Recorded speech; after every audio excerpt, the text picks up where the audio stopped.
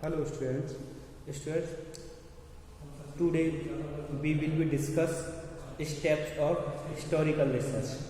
Students, हमें जब हम हिस्टोरिकल रिसर्च के टाइप्स का अध्ययन करेंगे तो थोड़ा बहुत हमें हिस्टोरिकल रिसर्च आनी चाहिए।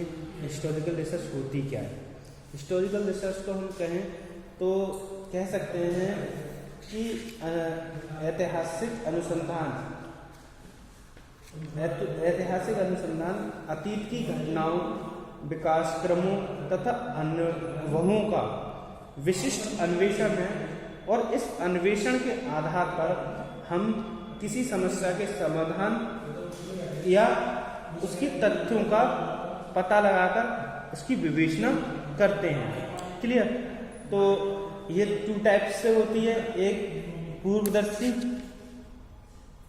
उपागम, पर्सपेक्टिव अप्रोच। पर्सपेक्टिव अप्रोच में क्या होता है? प्राचीन समय की घटनाओं को वर्तमान से जोड़ना। प्राचीन में क्या हुआ और वो वर्तमान में क्या होते आए, उनके किस तरीके से उनका विकास होता चला है। और एक है पश्चात्यदर्शी उपागम, यानी कि रिस्टोरपेक्टिव अप्रोच, यानी पश्चात्यदर्शी अप्रोच। तो पश्चात्यदर्शी अप्रोच में क्या होता है? इसकी ठीक विपरीत होती है। इसमें क्या करते हैं हम, मतलब वर्तमान की जो स्थिति बनी हुई है, वर्तमान में जो समस्या बनी हुई है, या वर्तमान में जो हमारे हम पहुंचे हुए हैं, किस स्थिति में पहुंचे हुए हैं, वो प्राचीन समय की किस की वजह से है। यानी कि प्राचीन की जड़ों से जोड़ना, वर्तमान की स्थिति को प्राचीन की जड़ों से जोड़ना ही हमारा पश्चात्यदर्शी अप्रोच कहलाता है। अब इसकी टाइप्स पढ़ लें कि इसमें कौन कौन से टाइप्स होते हैं। इनकी बात करें तो ये 4 टाइप्स के होते हैं। 4 टाइप्स के होते हैं, यानी कि ग्रंथ सूची संबंधी अनुसंधान, यानी कि बिब्लियोग्राफी रिसर्च। दूसरा होता है विचारों के इतिहास का अध्ययन, study the history of ideas. Next होता है हमारा विविध अनुसंधान अध्ययन, यानी लीगल रिसर्च स्टडी। उसके बाद होता है हमारा 4th study the history of institutions and organisations. कहने का मतलब है ये 4 हमारे हो गए, यानी ग्रंथ सूची संबंधी अनुसंधान और विचारों के इतिहास का अनुसंधान अध्ययन, विचारों के इतिहास का अनुसंधान। नंबर 3rd हो जाएगा हमारा विविध अनुसंधान का अध्ययन। नंबर 4th हो जाएगा संस्था या संगठनों के इतिहास का अध्ययन। यानी कि हम 4 तरीके के अध्ययन की बात करते हैं। तो हम बात करें इसमें ग्रंथ सूची संबंधी अनुसंधान, बिब्लियोग्राफी रिसर्च क्या होती है? बिब्लियोग्राफी रिसर्च होती है जिसमें इस अनुसंधान का लक्ष्य जो होता है वो शिक्षाविदों के जीवन के महत्वपूर्ण तथ्यों, भाई जो हमारे देश में शिक्षाविद हैं या कोई इम्पोर्टेंट पर्सनालिटी है, जो फेमस पर्सनालिटी है, उसके तथ्य क्या हैं, उसके महत्वपूर्ण तथ्य क्या हैं, उसका चरित्र क्या है, उसकी उपलब्धि क्या है, उसको ज्ञात करना, क्रम वाइज ज्ञात करना, उसके प्रस्तुत करना, वो क्या कहलाता है? ग्रंथ सूची संबंधी अनुसंधान कहलाता है। जैसे भारतीय प्रसंग में राजीव गांधी भी हो सकते हैं, महात्मा गांधी हैं और रविंद्रनाथ टैगोर हैं, डॉक्टर भीमराव अम्बेडकर हैं, या फिर कहा जाए पुराने पृथ्वीराज चौहान हैं या अकबर महान हैं, या इन लोगों के जो स्थिति है उनका क्या क्या योगदान रहा है भारत की प्रसिद्धि में और भारत के इतना प्रबुद्ध बनाने के संबंध में। तो हम इनके प्रभावों को ग्रंथ सूची संबंधी अनुसंधान में अध्ययन करते हैं। क्लियर? उसके बाद हम बात करते हैं, तो आप समझ में आ गए होगी ग्रंथ संबंधी यानी बिब्लियोग्राफी संबंधी रिसर्च के बारे में हम बात करेंगे। तो रिसर्च के बारे में बात करेंगे तो इसमें क्या होता है कि हम इस अनुसंधान का लक्ष्य जो होता है महत्वपूर्ण शिक्षाविदों के जीवन के तथ्यों को जानना होता है। क्लियर? अब हम सेकंड बात पे करते हैं। सेकंड क्या है? विविध अनुसंधान अध्ययन। विभिन्न अनुसंधान अध्ययन क्या होते हैं? विभिन्न अनुसंधान अध्ययन होता है हमारा legal research study. Legal research study की बात करें हम तो वो आ जाते हैं हमारे शिक्षा प्रशंसकों के लिए विविध अनुसंधान अति महत्वपूर्ण व रुचिकर होते हैं। जो इसके शिक्षा प्रशंसकों के लिए विविध अनुसंधान अति महत्वपूर्ण व रुचिकर होते हैं। भाई किस किस तरीके के रुचिकर होते हैं? जैसे हम बात करें जो विविध अनुसंधान है उनका अध्ययन है, लीगल रिसर्च है। लीगल रिसर्च की बात करें तो हमारे पास राज्य सरकार है, केंद्र सरकार है, उनसे संबंधित संस्थाएं हैं या फिर उनसे संबंधित लोग जुड़े हुए हैं, जैसे शिक्षक जुड़ा हुआ है, विद्यार्थी जुड़ा हुआ है कि उनके जो शिक्षक ने क्या काम किया। भारत सरकार में शिक्षकों के लिए, वर्तमान जो सरकार है शिक्षकों के लिए क्या कर रही है, इससे पूर्व की सरकार ने क्या किया शिक्षकों के लिए, स्कूल प्रबंधक क्या है। तो इस टाइप की जो रिसर्च होती है वो विविध अनुसंधान अध्ययन कहलाती है, यानी लीगल रिसर्च स्टडी।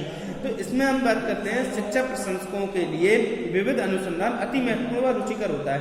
इसका उद्देश्य विभिन्न धर्म व जातियों द्वारा संचालित शिक्षा संस्थाओं के विविध आधार का अध्ययन शिक्षा के संबंध में, भाई शिक्षा के संबंध में केंद्रीय व राज्य सरकार के संबंध में शिक्षकों व विद्यार्थियों की विविध स्थिति, निजी वित्तीय पोषक स्कूलों का प्रबंध, स्कूल वित्त, विश्वविद्यालयों के में प्रबंध, विद्यार्थियों की साझेदारी आदि है।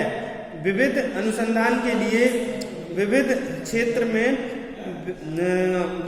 में विशेष प्रशिक्षण की आवश्यकता है और इस आवश्यकता को किस तरीके से पूर्ण कर रहे हैं, तो हम इस चीज के बारे में विविध अनुसंधान अध्ययन में जानने का प्रयास करेंगे। क्लियर। नेक्स्ट आ जाता है हमारा विचार के इतिहास का अध्ययन। विचारों के इतिहास का अध्ययन करें तो studying the history of idea. तो इसमें हम क्या देखते हैं, विभिन्न वो विचारों के इतिहास के अध्ययन में प्रमुख दार्शनिक या वैज्ञानिक विचारों की उत्पत्ति से लेकर विकास के विभिन्न चरणों का अध्ययन जुड़ा है। इसका उद्देश्य किसी निर्देशित काल में लोकप्रिय विचारों व अभिव्यक्तियों से हुए बदलाव की खोज करना है। भाई हमारा इसमें क्या होता है, हम विचारों के इतिहास का अध्ययन कर रहे हैं। कोई किस की टीम, मतलब कहा जाए तो एक सिंपल सी बात करें हम, सामाजिक संकल्पनाएं होती हैं, जैसे टीम शिक्षा, समस्या समाधान, उपागम, मास्टरी, अधिगम, उत्पादन, ऐतिहासिक अनुसंधान पर क्या बात करें तो विभिन्न विचारक होते हैं। तो जो विचारक होते हैं वो अपने अपने तरीके से प्रेजेंटेशन करते हैं। जो विचारक होते हैं वो क्या करते हैं, वो प्रेजेंटेशन करते हैं।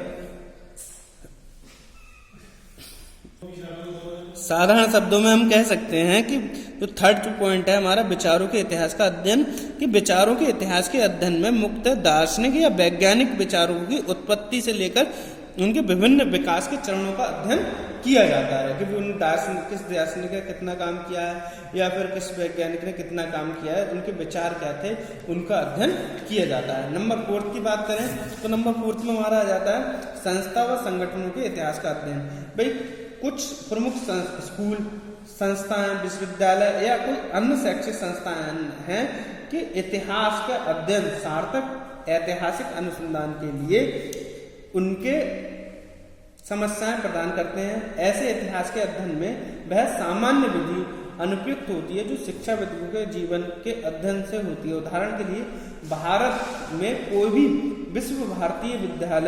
विश्वविद्यालय की प्रगति व विकास का इतिहास का पढ़ना चाहते हैं तो वो क्या करते हैं, भारतीय विश्वविद्यालय की प्रगति है उनके विकास का इतिहास पढ़ेंगे तो वो अध्ययन क्या कहलाएगा, हमारा संस्थागत या संस्थाओं व संगठनों के इतिहास का अध्ययन। क्लियर। चाहे हम कह सकते हैं JNU का किस तरीके से हुआ है, IIT का विकास किस तरीके से हुआ है, IIM का किस तरीके से विकास हुआ है, तो इस तरीके के जो अध्ययन हुए हैं उनको इसमें शामिल करते हैं। क्लियर। अब हम ऐतिहासिक शोध प्रबंध के मूल्यांकन का आधार जान लेते हैं। इसमें से जो आधार होंगे क्या है ऐतिहासिक शोध प्रबंध की, तो सबसे पहले है क्या समस्या स्पष्ट रूप से परिभाषित होती है, ये हमारा आधार हो गया। क्या समस्या अनुसंधान योग्य है, क्या शोध अध्ययन शोधकर्ता की क्षमता के अनुकूल है, यानी कि जो शोधकर्ता है वो अध्ययन है जिस पर अध्ययन कर रहा है उससे संबंधित उसकी योग्यता है या नहीं, क्या अध्ययन परिसीमित है, यानी कि हम कोई भी ऐतिहासिक शोध कर रहे हैं तो वो एक सीमा के अंतर्गत है, उस सीमा के अंतर्गत वो कार्य कर रहा है या नहीं। क्या शोध प्रबंध की व्यवस्थित तार्किक आधार है?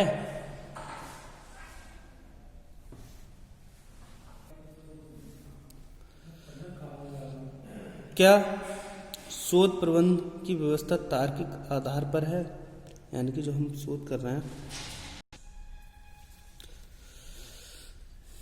तो क्या शोध प्रबंध की व्यवस्था तार्किक आधार पर है या नहीं, इस चीज़ पर बहुत ध्यान रखना पड़ता है। नेक्स्ट, क्या निश्चित लेखक, स्थान और समय के अनुसार स्रोतों का वर्गीकरण हुआ है या नहीं, इस चीज़ को। क्या तथ्यों को समुचित व्याख्या की गई है, जो तत्व हैं हमारे वो समुचित उनकी व्याख्या की गई है या नहीं। इसके बाद आ जाता है क्या साधन उचित तथा विश्वसनीय है। भाई हम जिस साधन से शोध कर रहे हैं, रिसर्च कर रहे हैं, वो उचित हैं या विश्वसनीय हैं भी या नहीं।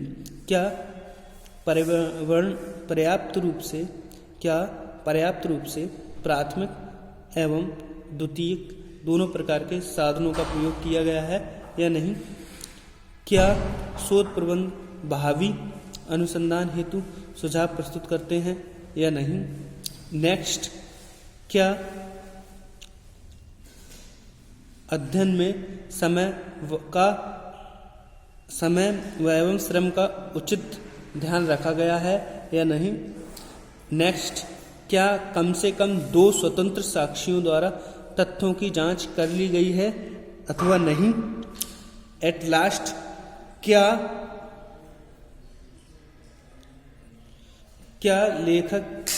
लेखन की शैली प्रस्तुतिकरण करने के लिए साथ साथ आकर्षित है या नहीं। Thank you very much.